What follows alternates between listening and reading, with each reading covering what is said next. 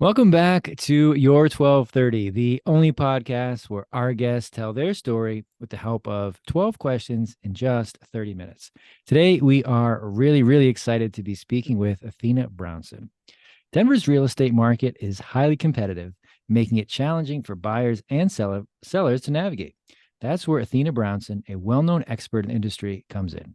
As a Colorado native with a background in residential development and interior design, Athena brings a unique perspective to her role as a real estate agent and team principal of the Vesta Collective at Compass Real Estate. Despite battling Lyme disease, Athena has managed to rank in the top 15% of brokers in the country, according to Homesnap, and she is committed to building lifelong relationships with her clients. Her goal is to be a trusted advisor for all their real estate needs, not just one transaction. With her extensive experience in writing strong contracts and educating clients on the necessary elements to win a property, Athena has helped numerous clients come out victorious in multiple offer situations. Let's build something great together with Athena Brownson. Athena, welcome. We are really happy to have you here tonight. Thank you so much for having me, and what a lovely introduction. I appreciate the beautiful words. Of course. So you've got quite a background, and there's a lot of things to kind of follow up on there. But first, I'd like to start with most of people who have followed the real estate market the last few years know that it has been cyclical. It's been up, it's been down, it's been a little bit all over the place. But you've managed to thrive and help your clients in all different types of situations. How have you been able to do that? That is an excellent question that continually evolves.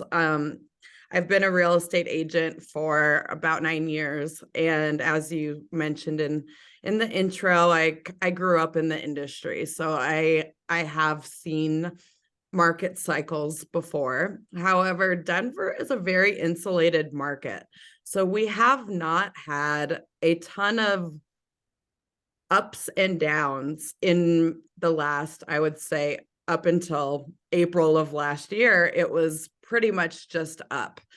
We have a very strong appreciating market.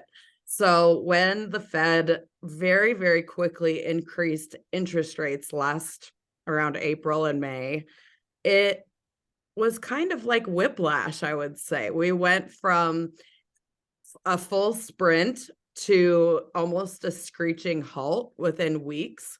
And it became very clear that the key to surviving in a changing market was going to be to innovate. We couldn't just work as we had been working, which of course was we were always working very hard, but it was time for the agents that were serious about helping their clients and making sure that we were still assisting people that did need to buy and sell, because there are always going to be people and situations that have to engage in real estate even when interest rates go up. So how do we as agents adapt?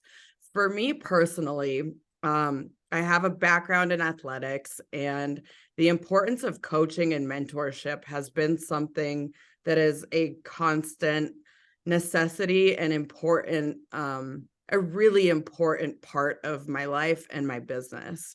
So I am very grateful to be a part of an incredible coaching program that keeps us on a very strict regimen in terms of what activities I'm doing every single day. So we actually, in a normal week, pre interest rates going up, I should say, I might call 70 people for my homework assignment. Well, we were looking at, okay, how can I connect with closer to 100 people? How can I have face-to-face conversations and meetings with 7 people a week? What am I doing to get in front of people, connect with people authentically, and educate them on how we can actually use this market to our benefit? Because it is an opportunity that, especially here in Denver and a lot of other very thriving markets, we haven't had the opportunity for buyers to really have any power in the last 8 years. You're looking at waiving inspections, paying way over appraised value, trying to beat 20 offers. So this was an opportunity that, yes, interest rates are higher, but we can actually get you a property for a bit of a better deal, and you can refinance later on. So I think the key in all regards for me being successful is education. And that means being educated myself and then being able to educate my consumer on everything that they need to know, the good, the bad, and the ugly of the market, and then assist them the best that I possibly can through whatever situation that they've gone through. So that's my long-winded answer on the importance of coaching and mentorship. I won't say long-winded. That was really kind of a great way to walk through what it Good. was like during that time. I don't want to call Denver a unique market, but it certainly is different than most. Yeah. And the way that you position it as, I love the word whiplash there, that it's kind of just came to a halt and it's like, okay, we need to change the approach. Is that you realize that, but you positioned it in a way that you can still help your buyer clients. Yeah. For anybody listening who's thinking that, I'm thinking about doing real estate and I can make a lot of money and it's not that hard. That's 100 conversations in a week, if not more. So just think about the number of face-to-face, number of dials that goes into that. So it's not an easy thing. Yeah, I I think want, I've been doing about 80 to 90 hours a week, 7 days a week. And I'm lucky that I love my job very much, but I think real estate gets a rap for being, oh, deals will just fall into my lap. I wish that was the case, but it is not. No, that's certainly the case that you've got, especially now in a market like this. The interesting thing is that, with a market that's 25% down, the Mm. good real estate agents, the professionals who understand that, no, well, there's still 75% of deals that are happening. So how can I be part of those? And a great way to do that is to talk to more people. So that I applaud that effort and having Thank that you. number of conversations a week. It's Was a that lot. always, yes, it is. Was that always easy for you, or how have you gotten better at that over time?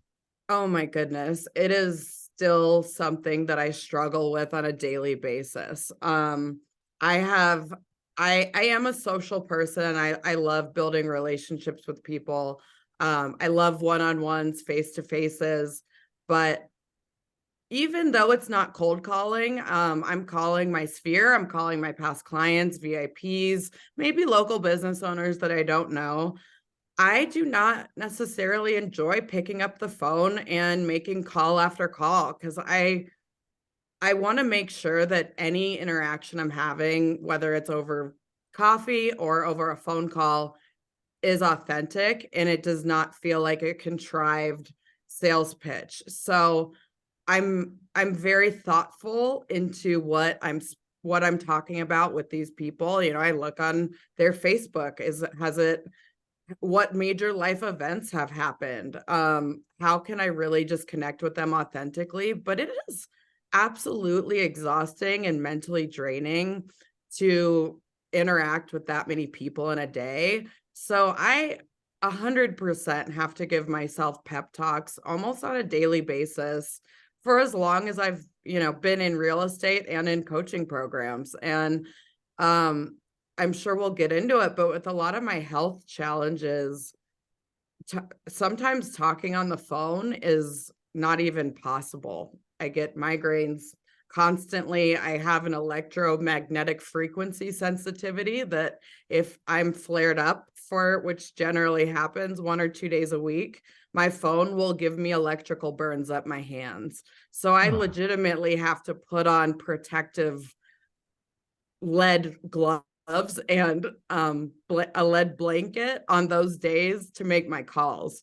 So talk about a challenge. Like it is absolutely something that is not easy by any means. no, and I think most people would say I'm facing those challenges. It's a lot Mhm. easier just not to do the work, but here you are with the equipment that you need to kind of push through. So we are certainly going to get to that. I just do want to highlight when you mentioned being authentic and Yeah. thoughtful. I think that's also the key. That there's something like, I can make $500 a week. You might be able to, but it's not about kind of just calling whoever will answer. It's about having a valuable conversation, because otherwise you're just dialing for the sake of dialing. And then hit on the point that it is mentally draining because you're having these conversations where you're asking questions that you actually care what the answer is, you're following up, and you're providing information that's valuable. So that's fantastic. I really applaud that effort, and it's really the right way to Thank do it. you.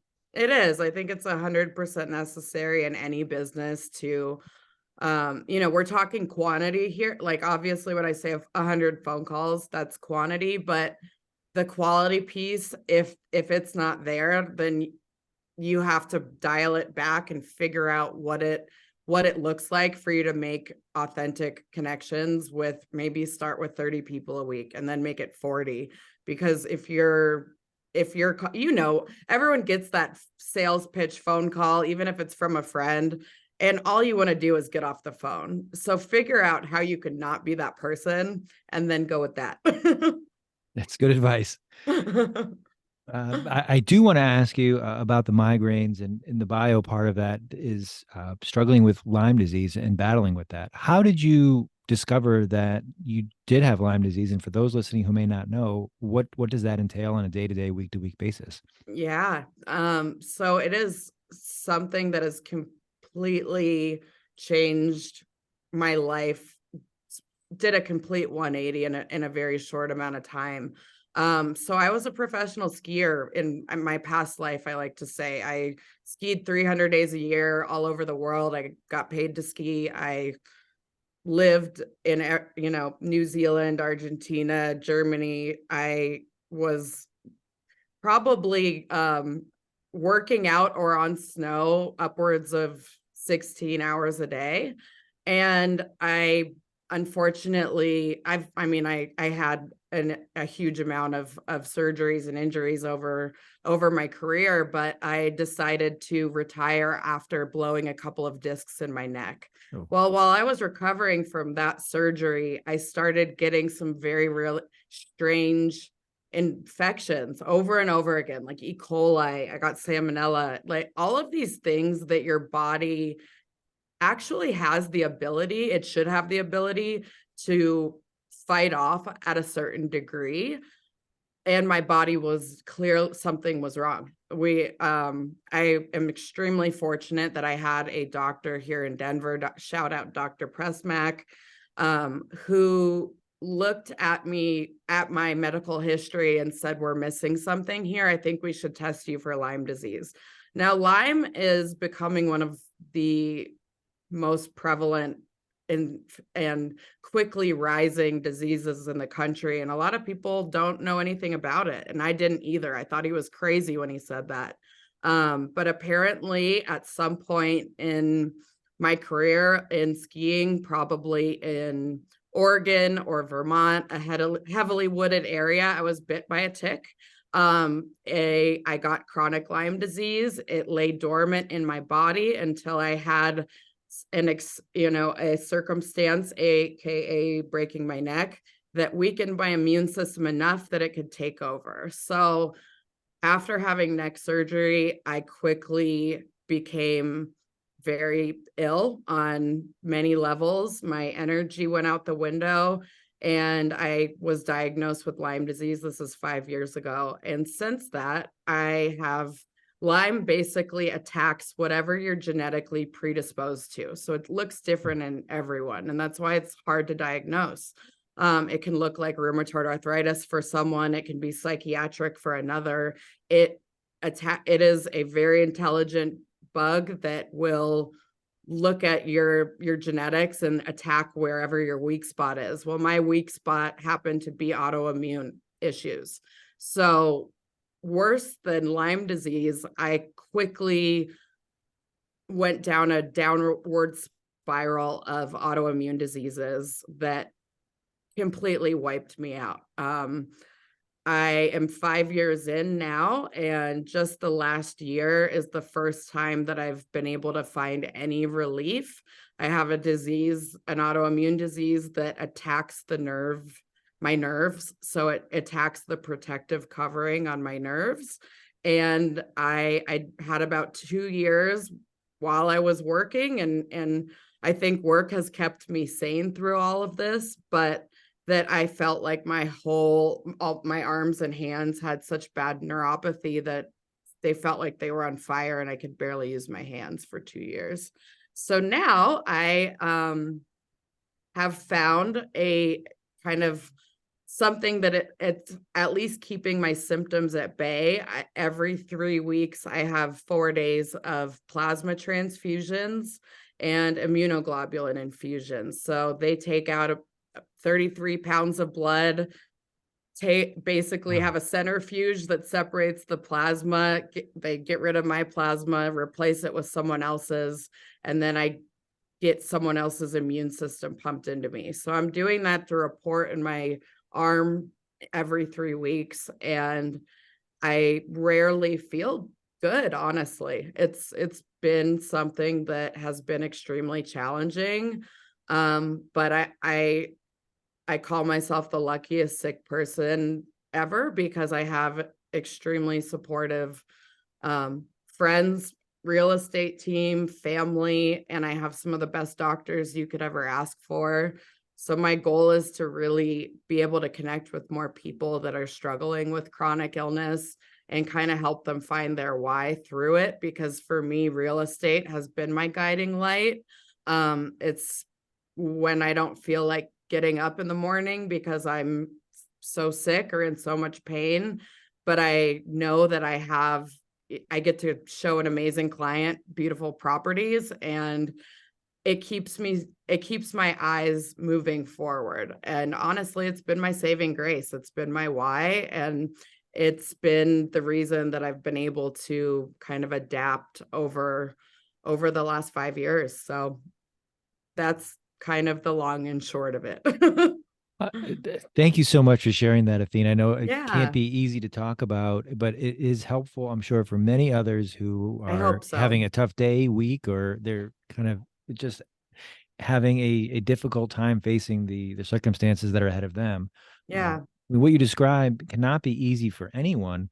And we've talked before, we even talked before recording today that um, you've got an athletic background, you're a competitive person, you're obviously 16 hours a day is a lot. So from going from A little that kind of, psycho. well, I'm not going to say that, but going from that kind of physical conditioning to laying in a bed with a broken neck and Yeah. getting this diagnosis that it's like, I don't even know what this is. I mean, again, shout out to Dr. Pressmack. Yeah, good job. Yeah. Nice. I mean, it's wonderful when you've got that team of medical support. Oh, Um, it's incredible. what were you thinking right there? I mean, that can't be an easy transition to go from, hey, I was skiing 6 days a week every week to I don't know what is going to be what tomorrow's going to look like. Yeah, I don't even think I didn't realize the gravity of what I was about, of the journey that I was about to embark in. Honestly, I had absolutely zero knowledge of Lyme disease, of autoimmune diseases. So, although I did have a medical team that was extremely literate in making these very complex mechanisms within the body, they were explaining it it was like medical information for dum-dums. They made it very understandable, but I did not compute how drastically my life would change, and the fact that it was just the beginning, and that I mean, I would kill for a single day of feeling even halfway decent. I don't think I've felt okay in over 5 years now. And I I think that being a competitive athlete was my saving grace in a way, because it's always kept me very, very mentally tough. It taught me mental toughness, and it taught me the tools that I would absolutely need in order to get through this. And I hate to say that, we're only faced with things that we can handle. But as I've gone through this journey and as I go through it, I believe that there is a reason that I've had this put on my plate, because it felt for a long time. I went through a period of being angry and really mourning the life that I once had. I don't even remember what it's like to have energy. I am pretty much, I get myself through the day with things like Celsius, not the best, but it does the trick. And I was a little bit ignorant, and especially as I got this sensitivity to electronics, which was basically because I have no protection on my nerves. Especially in places like my hands and arms. So when a radio wave, a radiation frequency comes in, it basically hits me directly in the nerve. So being able to do research and try to find people that were going through something similar was almost impossible. So it can feel very isolating. And unfortunately, it was very isolating for a while. And now I've kind of come through to the other side of, I'm gonna 100% get through this. I'm not going to rely on plasma transfusions my whole life. I'm gonna try absolutely anything I need to, do whatever it takes to heal my body 100%. And again, I think that's a little bit of the athlete in me that sees a challenge and will not be taken down by it, I guess. No, your story is such an inspiring one. And I think you're Thank right when you. you mentioned of course, when you mentioned the skiing background, being a competitive athlete to help with the mindset, with the help with the both the physical strength and the mental. I mean, the notes I just wrote down, I think were really important. The mental toughness, the understand this is just the beginning. This is difficult, but this is now going to be my new normal. And this is Totally. going to be something, as you mentioned, it's a 5-year odyssey so far with ups, downs, and you're not sure what the next 5 year the every 3 weeks. That sounds like quite a burden, and I'm sure you would rather be at least 5 other places, if not 500. So Totally. thank you for sharing that. I know Of course. there's plenty of people listening to this who are facing something in their life that's like, this is difficult for me, but it's not what I know others are not only facing, but are thriving through and with and because of. Because the thing I wrote down first was your why, that you've discovered why you do what you do, and helping others in the real estate world is that for you. How, kind of going back to your work, and also Yeah. wrote down work being, keeping you sane. How do you show that this is why I get up in the morning. This is why I fight through all of, that's why I do these 3 days. This is why I want to be here, or every 3 weeks. This is Yeah. why I want to be with you. How do you communicate that? You got your calls, but when they're in front of you, how do you display that without saying this is why I got up today? Totally. It's been a very evolving and challenging dynamic for me to understand what the right approach is. And I don't necessarily know that there is one right approach to expressing and what you're going through, because from the exterior, I generally look very healthy. They call it invisible illness for a reason. I had a big port hanging with tubes hanging out of my chest for about 18 months until I got this port in my arm that's a lot more, it's hidden. So it doesn't, it's not glaringly obvious. So that was a conversation starter. But honestly, I have found that the best way for me to express what I'm what what my life looks like. I'm not even going to say what I'm facing, but what the fact that I will be in the hospital every 3 weeks for a few days. And if I am in the hospital, my incredible assistant will be available to show, and I'll be working while I'm getting a plasma transfusion. I'll be writing contracts. I'll be doing, I get set up at the hospital, and I plug in and I work. But I've found that the best way is to take down the barrier and be extremely authentic in, this is what my life looks like right now. I'm not shy about sharing it, because I do believe that everyone has their own forms of adversity and that we encounter. We all encounter times in our lives that are extremely challenging, be it, losing your job, losing your health, losing a loved one. There's such a wide variety of things that we all face.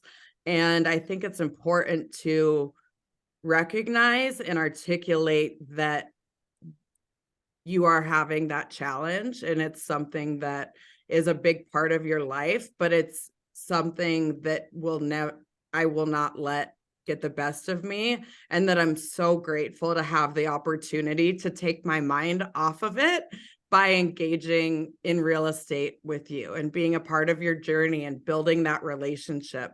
My clients have, for the most part, become family. I mean, they're people that I look forward to talking to and that I can't wait to see, come visit at their 1-year home anniversary. And I truly believe that I'm able to form those lifelong relationships because I'm able to be vulnerable with them. And I'm able to say, there are some days that are really bad and I've got a team for a reason.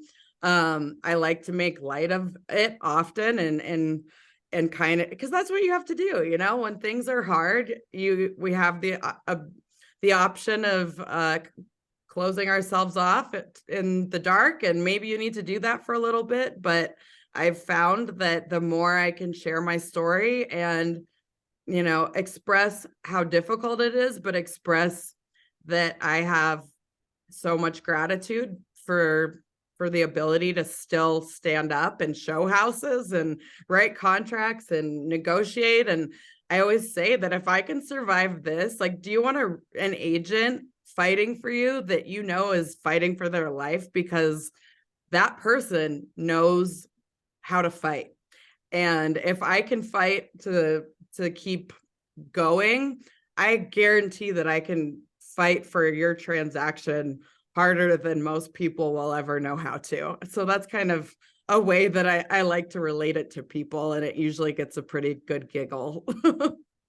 I mean, I absolutely love it. And I remember when I hung up after our pre-call, I was like, she is an ass kicker. I cannot wait to talk to her. And you have not disappointed one bit. So well, that's the goal. Thank you. Thank you for sharing that story, because you're right that sometimes it's easy to talk about it, and it can be helpful for countless people out there. So thank you very much for being so open and candid. I appreciate it.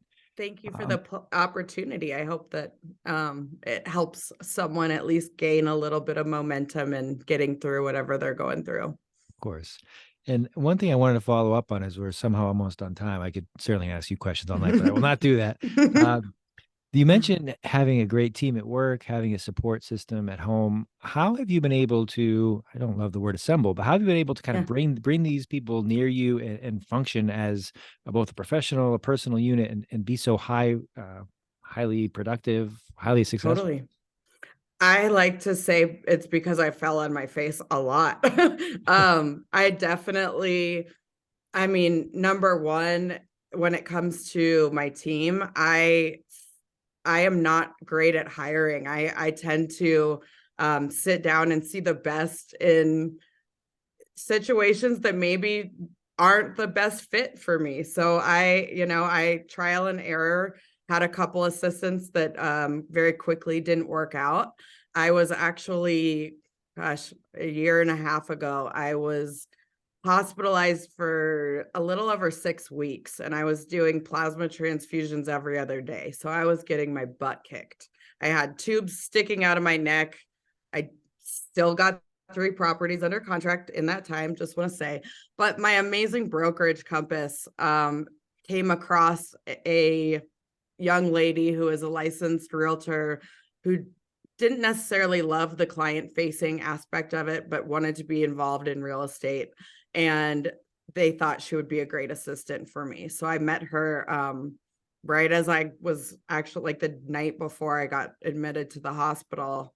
And we've worked together for about 1.5 years now. And she's, awesome. I like to say she's my assistant, but she's my boss. She is 100% the detailed, structured, systematized human that I need in my life in order to be as successful as I can be by making face-to-face contact, by making calls. She's helping make sure that I don't drop any balls. I also have a agent on my team who I've known for 13 years now. And she came to me about right as the pandemic was about to hit and said she had just gotten licensed and would love to kind of study under me as her mentor. And I was like, you want me to mentor? Sure. And she ended, she's on my team and one of the most incredible agents that I've ever met. She took off quicker than any agent I've ever seen. So I'm very grateful to have them, but it definitely came through trial and error.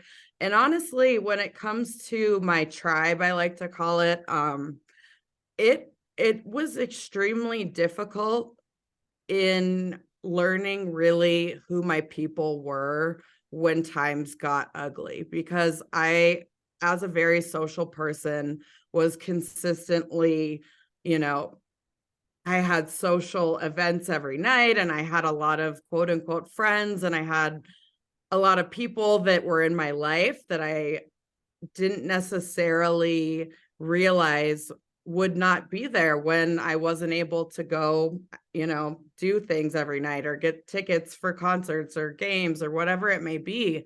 And that was a really tough adjustment, but I think when things get hard, you see very clearly the people that are meant to be in your life and in your circle and your tribe. And there's nothing more valuable in life than knowing who the people are that you can call at 3:00 in the morning with whatever you're facing, and they'll be there for you. And I can say so gratefully that I learned who those people were in my life, and it was difficult, but it's been the most beautiful transformation and understanding of real authentic relationship, and also how I could be there for those people as well, because they have shown up for me in my darkest hour.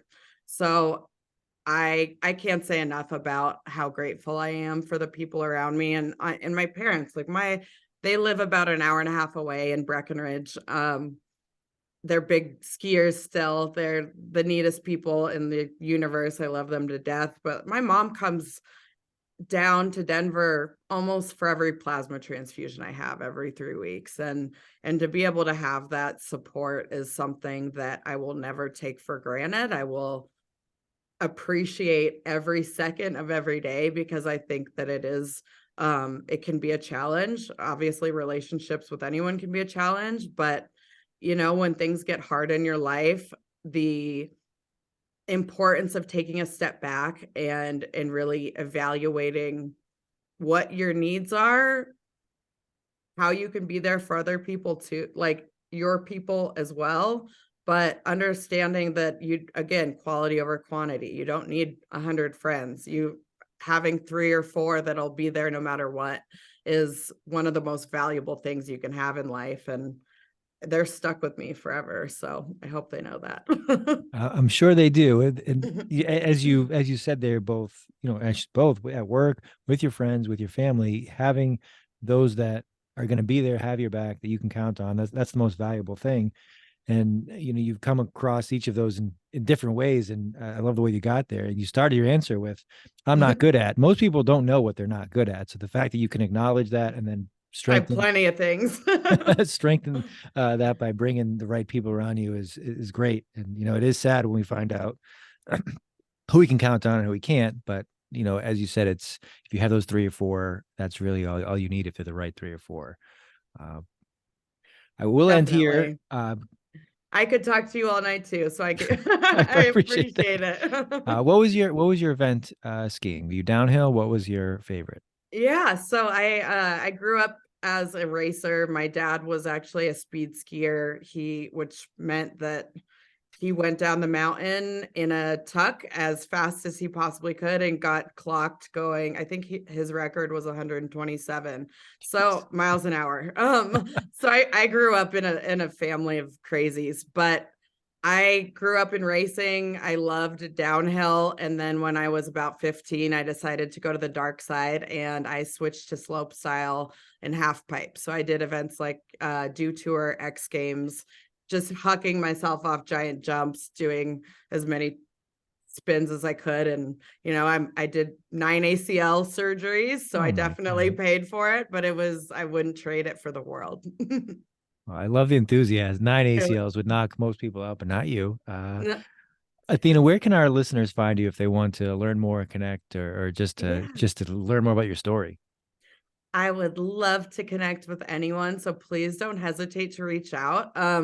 The easiest way is just go to my Instagram, which is Athena, Athena Brownson, BROWNSON, Realtor, REALTOR.